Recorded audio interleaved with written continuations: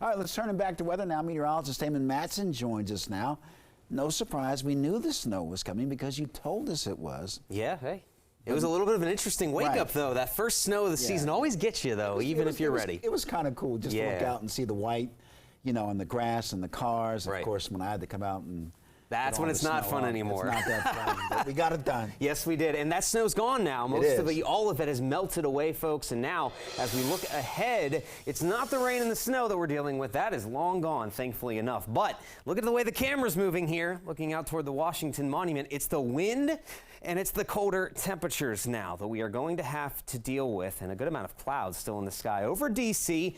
and also Hagerstown, where the camera seems to be a little more stable for the moment. But we've caught glimpses of the camera in Hagerstown even bouncing around a little bit in that increasing wind that we will have for the rest of the afternoon and into the evening. And go figure, it's out of the west northwest as we begin to bring in much of that colder air. And there you have it. We're looking at steady wind speeds the rest of the day, 15 to 25 miles per hour. We could even have some gusts approaching 30 to 35. So definitely going to be brisk, definitely going to be quite blustery out there at times the rest of the day. And these temperatures we have right here, this is all the warmer it's going to get as we progress over the next few hours. Expect these readings to continue to slowly drop. We have 47 right now in D.C. as one of the warmest temperatures, but as you go back to the west, we're talking air temps closer to 40 degrees. And then when you factor in that wind that is continuing to hang around, well, we're getting those feels like temperatures, those wind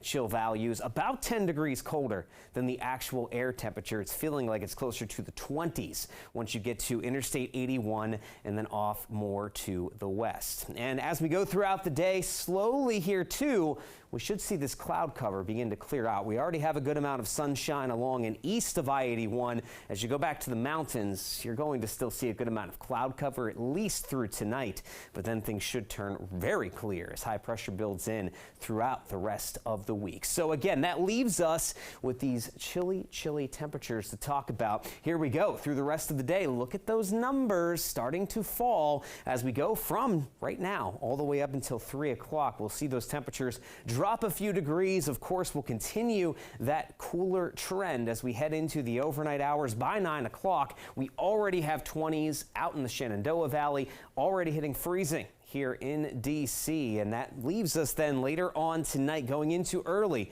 tomorrow morning with temperatures that should be in the 20s. D.C., parts of southern Maryland could just barely hang on to the 30-degree mark. And then as we go into the rest of the day tomorrow, just about as chilly as today with those highs in the middle to possibly upper 40s out there. So folks, just be ready. It's going to be a rather chilly stretch here, and with some wind hanging around through the day today and into the night tonight. We've already had colder wind chills than this season already here, folks, but we could be waking up tomorrow morning in some parts of the DMV with those feels like temperatures down into the teens. So just be ready to bundle up and just brave against that cold here as we do deal with some of that here to begin the week. But as we progress along, well, overall weather conditions look to be just fine. Yes, we do hold on to a little chill in the air as highs do not escape the 40s until Friday. But look at how quiet that is, folks. We have plenty of sunshine, no major storm systems to worry about. We might see a few showers pop back up into the forecast by this upcoming Sunday.